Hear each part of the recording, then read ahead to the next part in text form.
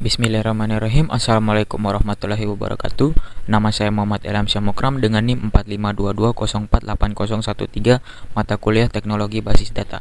Pada video kali ini saya akan menjelaskan tentang caching database. Apa itu caching database? Caching database adalah teknik buffering yang menyimpan data yang sering diminta dalam memori sementara.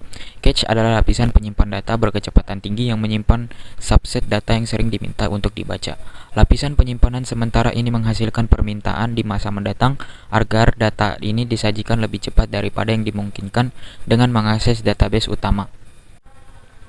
Strategi caching basis data membantu basis data utama Anda dengan meringankan beban yang mungkin dibawanya.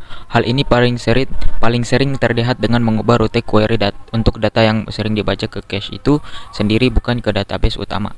Cache itu sendiri berada di database, aplikasi, atau bahkan sebagai lapisan yang berdiri sendiri. Misalnya, aplikasi meminta informasi pengguna dari database untuk pertama kalinya. Permintaan ini berpindah dari server aplikasi ke server database dan mengembalikan informasi yang diminta. Dengan caching, profil pengguna ini disimpan lebih dekat ke pemohon setelah pembacaan awal dan terdapat pengurangan yang signifikan dalam waktu pemrosesan query dan beban kerja database untuk semua permintaan baca selanjutnya untuk data tersebut. Apa saja manfaat dari caching database? Caching database berfungsi untuk meningkatkan kinerja, mengurangi beban server dan database, meningkatkan stabilitas, meningkatkan pengalaman pengguna, dan mengurangi konsumsi sumber daya. Bagaimana cara kerja caching database? Caching database bekerja dengan menyimpan salinan data yang sering diakses ke dalam memori cache yang lebih cepat.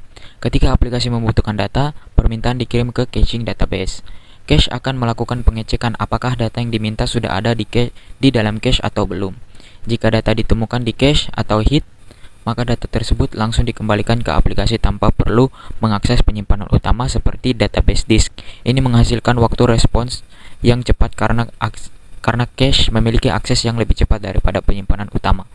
Namun, jika data tidak ditemukan di cache atau miss, caching database harus mengambil data tersebut dari penyimpanan utama. Setelah data didapatkan, caching database menyimpan salinan data tersebut di dalam cache untuk digunakan pada permintaan berikutnya.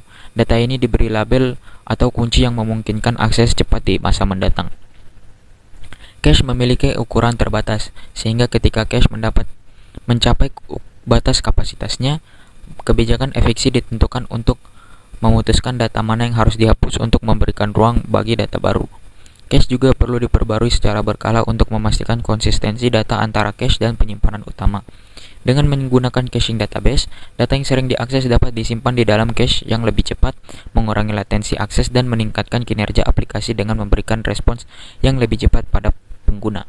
Berikut adalah beberapa hambatan yang dapat muncul dalam penggunaan caching di database, diantaranya sebagai berikut. Yang pertama, konsistensi data. Caching database harus memastikan konsistensi data antara cache dan penyimpanan utama. Jika terjadi perubahan data di penyimpanan utama, cache harus diperbarui atau dihapus agar data tetap akurat.